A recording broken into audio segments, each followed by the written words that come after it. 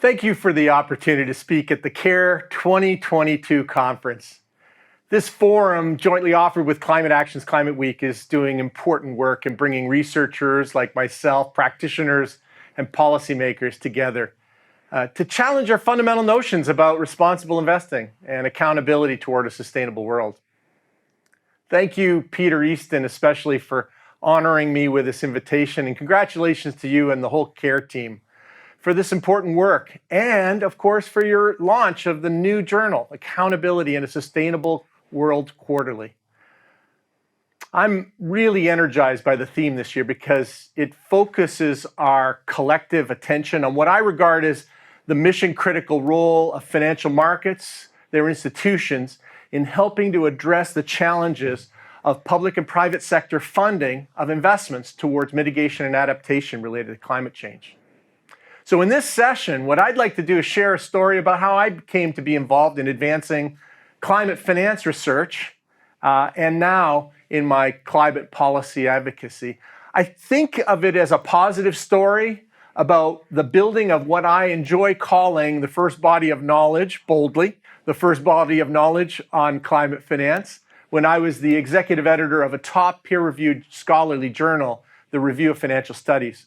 The behind-the-scenes aspect of the story bring out some important dimensions that I truthfully didn't fully appreciate at the time, but am now coming to appreciate in retrospect, given the success of that venture. So the title of today's talk, this brief talk, is, quote, "Wicked Knowledge Co-Creation, an Imperative for Climate Finance Solutions." Now, little did I realize that this initiative with the review represented what is a, quote, knowledge co-creation event. And what I want to argue is that this really is the only way to make meaningful progress on the big questions that face us. The, let me say, wickedest of the wicked problems, like climate finance. And what it means is scholars need to engage with a broader community of stakeholders beyond just the scholarly community to move the needle. So what exactly is knowledge co-creation?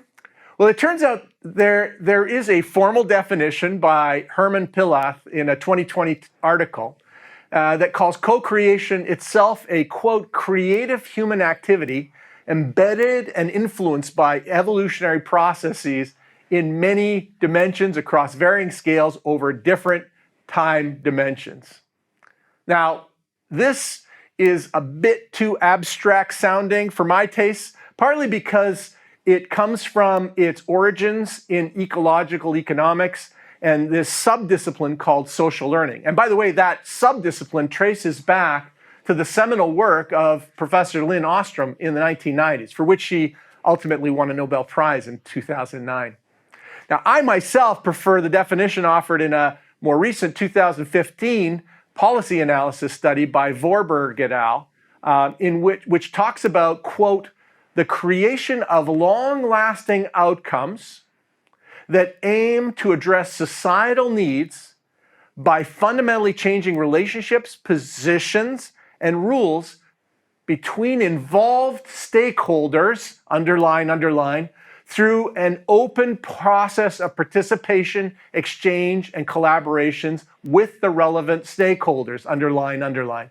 So what this definition, this policy-oriented definition does is focus on the complex interactions between knowledge creation, and decision-making, and specifically linking the social, cultural, political influences, and honestly, different economic players like researchers, households themselves, corporations, governments, and policymakers.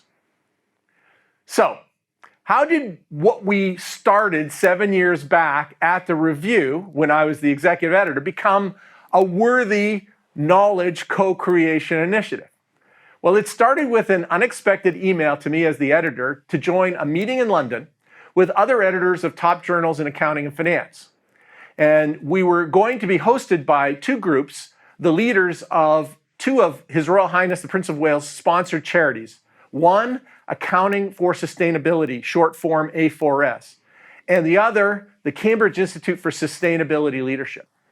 The invitation invited us as editors to join them to brainstorm why it is that there's so little research in the top journals focused on climate finance issues, when it is so clearly an important priority for chief financial officers of major corporations around the world and for chief investment officers of major institutional asset managers and asset owners.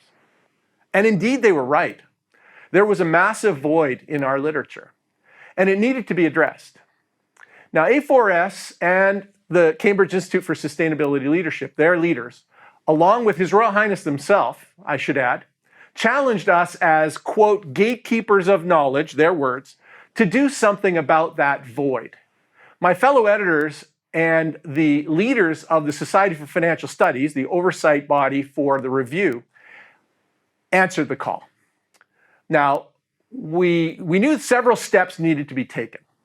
The first was we needed a means to incentivize researchers, scholars out there in the world, so inclined to do research on climate finance, to shift their energies towards preparing towards working papers that would ultimately could be publishable on the topic of climate finance that we knew did not yet exist. To do that, we used a novel editorial protocol called a registered report. This is an idea that I lifted from the field of cognitive science. And the idea is editors would, instead of inviting completed working papers for consideration of publication, we would actually invite proposals for what might become completed working papers. So in other words, not completed working papers yet. And it would be those proposals that would be vetted towards publication. And the process of vetting would be through a proposal workshop, a plenary forum, involving lots of stakeholders, potentially, and by anonymous reviewers in private communication managed by the editors towards what we call a pre-acceptance, quote unquote, pre-acceptance of the paper for publication in a future volume of the review. And the idea of pre-acceptance is that the proposal would be accepted even before the analysis is completed. There would be, of course, follow-on reviews in multiple rounds from the anonymous reviews of subsequent versions as the results became known. But the authors knew that their paper would be published regardless of the answers. And one of the beautiful things about this alternative editorial protocol is that it seeks to mitigate against the publishing bias that many believe is out there against negative and non-results. And I couldn't imagine a more important priority for a topic where we're attacking a wicked policy problem like climate finance. So that's step one. Step two, we had to assemble a blue ribbon scientific committee of reviewers, top scholars out there in finance and economics, to ensure that the editorial process was rigorous. The proposal workshop was organized by one of three university partners. So not just Cornell University, Cornell S.C. Johnson College of Business, of which I was a part as the executive editor, but also our partners, Columbia's economics department, where the proposal workshop was hosted, as well as a final presentation conference in London by our third partner, the Imperial College Business School in London. It was a very successful, well-functioning triumvirate of three entities. So the third critical ingredient was, speaking of partners, we knew we had to draw important external stakeholders beyond the academy to engage towards bringing in the industry and societal relevance and their understanding of the big policy questions to the plenary discussions, along, of course, with their financial sponsorship of the events themselves. And we were very fortunate to have Norges Bank, Norges Bank's investment management, along with, of course, A4S and the Cambridge Institute for Sustainability Leadership as sponsors. And finally, and definitely not least of all, we had to have scholars from around the world answer the call for proposals for this highly unusual editorial enterprise. And what I can tell you, ladies and gentlemen, is answer the call they did. We received 106 proposals, more than half affiliated with universities and organizations from outside the US. My favorite statistic is that over 63% of the proposals received were from co-authors among assistant professors, faculty members ranked at the assistant professor level and with PhD students. So the interest displayed, revealed in the call was clearly among younger, up-and-coming scholars, clearly showing an eagerness to make a difference in this new subdiscipline of climate finance. Now, ultimately, the special issue that was published included 9 research papers plus an editorial. 2 studies were on sea level rise and real estate valuations. 3 were on what I would call investor attitudes to climate change, including a comprehensive study of institutional investors, mutual fund managers, and retail investors around the world. Another article was a theoretical model of pricing uncertainty under climate change. One was modeling a hedging strategy linked to climate change news. And there were finally 2 other studies focused on corporate financial policy associated with climate shocks and earnings news. The papers in this special issue ultimately published in the Review of Financial Studies in February 2020. I like to call, as I mentioned earlier, boldly, the first body of knowledge on climate finance. And honestly, it's included now, in retrospect, among the most impactful papers published that year in any of the top journals in accounting and finance. But you might pause and wonder, was this in fact a successful knowledge co-creation event? Well, fortunately, the August 2021 volume of a journal called Environmental Challenges published a study from a team of authors which they entitled, quote, Co-Creating Knowledge in Environmental Policy Development, in which the authors lay out what they call impact guidelines. Kind of think of it as a checklist of 5 basic questions, as it were, all useful towards giving ourselves, a retrospective grade on whether we hit the mark for success with the enterprise, with the Review of Financial Studies. So the first measure of impact that they point to is about what they call the actors. And specifically, the actors involved in the multi-stakeholder collaboration, which they see as critical to success. Were those who were affected by the decisions, those with power to influence outcomes, those with relevant information to the issue or solution included or at least represented in your knowledge co-creation event? Well, ladies and gentlemen, think about what I mentioned earlier. We made sure that Norges Bank Investment Management, A4S, and CISL, Cambridge Institute for Sustainability Leadership, were present at the workshop and the concluding conference.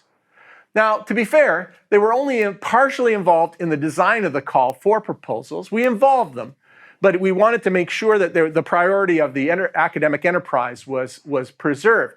We invited others to attend these proposal workshops and conferences, and there were many who were eager to do so.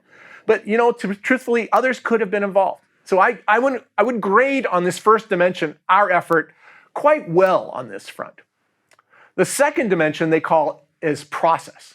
And they ask, were the objectives clear and the process set up to allow the achievement of the objectives? And were they fully discussed with the stakeholders? Well, I think to the credit of my editorial team at the time, we actually laid out a pretty rigorous editorial protocol towards publishing this first body of knowledge on climate finance. I think it was quite solid. We were conscious of the RFS, the Review of Financial Studies readers, to whom we made the commitment to ensure excellence in the editorial process. And of course, that was what limited the involvement of some of the external stakeholders in the actual editorial process. But I think we can decently claim a fair, reasonable grade here on the process dimension. The third dimension they point to in this study were the rules. The rules. Were the rules for the researchers defined with clear intermediaries and clear rewards, along with the communication of expected outcomes? Well, I think we need to grade ourselves quite well on this front. It was very clear the target prize here was a published volume of which they could be a part, a workshop and conference platform from which they could showcase, and work with some expert editors and reviewers. But, truthfully, behind the scenes, there were some unexpected challenges in engaging some of the anonymous reviewers and managing their expectations, and also in communicating with the reviewers the challenges associated with this alternative protocol of a registered report. We could have done a better job on this front. So good grade, but perhaps not a top grade on establishing the rules. Resources is the fourth dimension. Were the resources adequate? Well, and to this they talk about an importance of a neutral meeting place, boundary limits on the topics and the scope of discussion, and was there enough time to actually process through conversation? So I'm going to probably give ourselves a little bit of a tougher grade here. I would say that the Columbia Workshop and the London Conference were always too fast-paced and too programmed to allow for what I think ideally would have been the kind of free-flowing discussions that we would have really benefited from. And so that's, I think, what's holding us back there. And on the final dimension was reflection. They talk about the importance of reflection. Was there sufficient opportunity for reflection by the actors?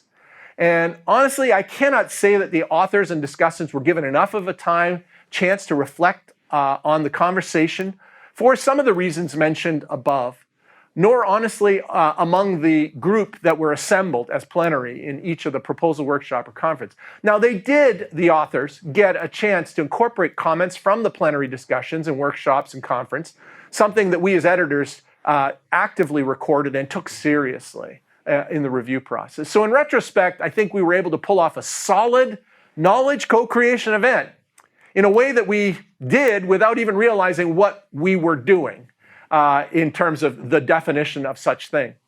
And if you're interested in reading more about this, the behind the scenes aspects of it, I prepared an article with the same title as this talk that's been submitted to the inaugural issue of CARE's Accountability for a Sustainable World Quarterly, for which I am an opportunity for which I'm truly grateful.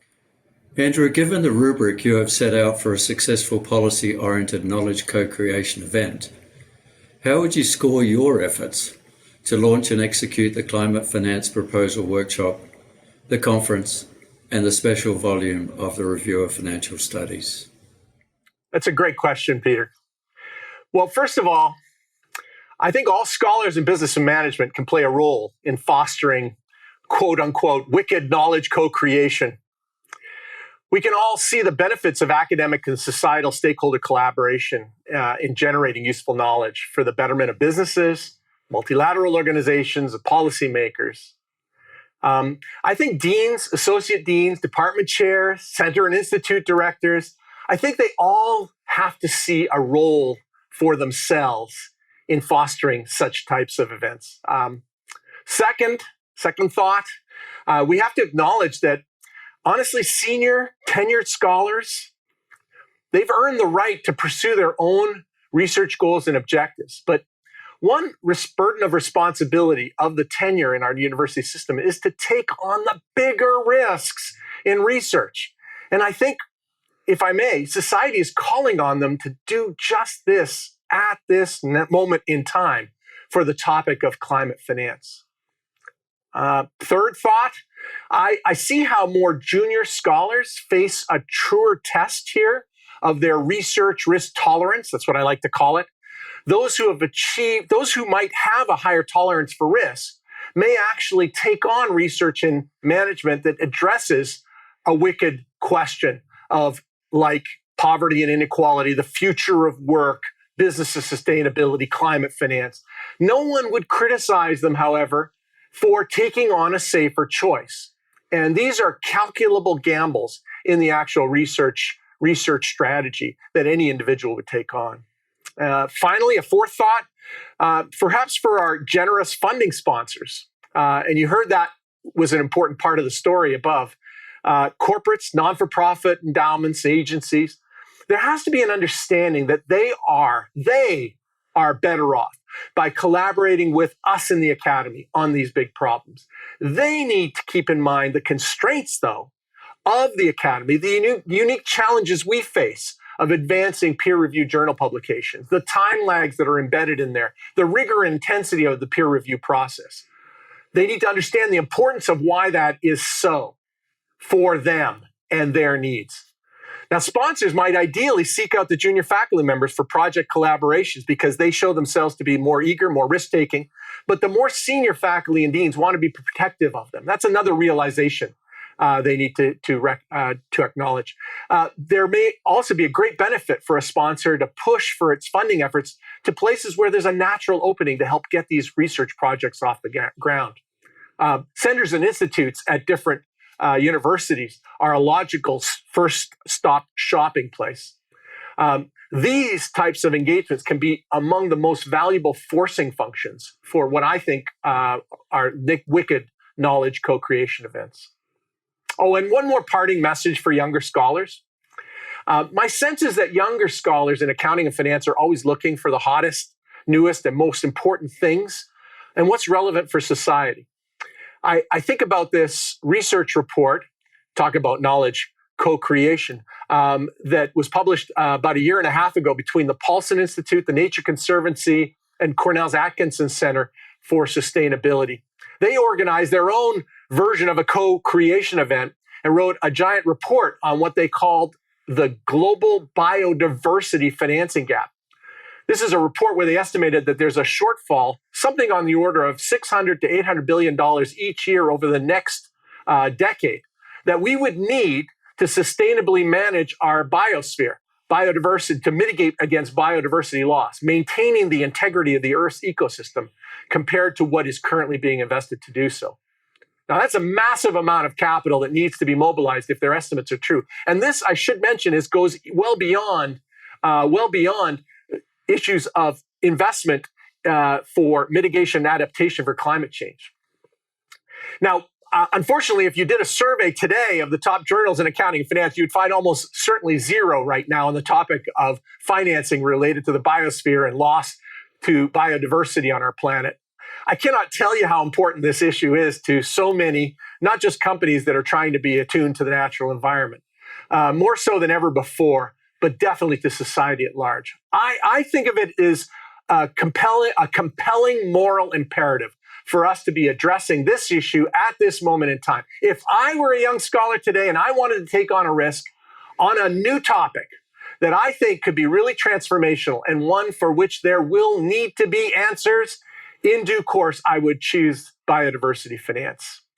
And if you're on the margin and thinking this is an area where you might want to get involved as a scholar, if you want to take a chance and push some research in this area, let me offer you an unequivocal yes. Come on in. You're welcome. This is what we need. This is what the world needs. Society needs for us to be focusing our attention on this now.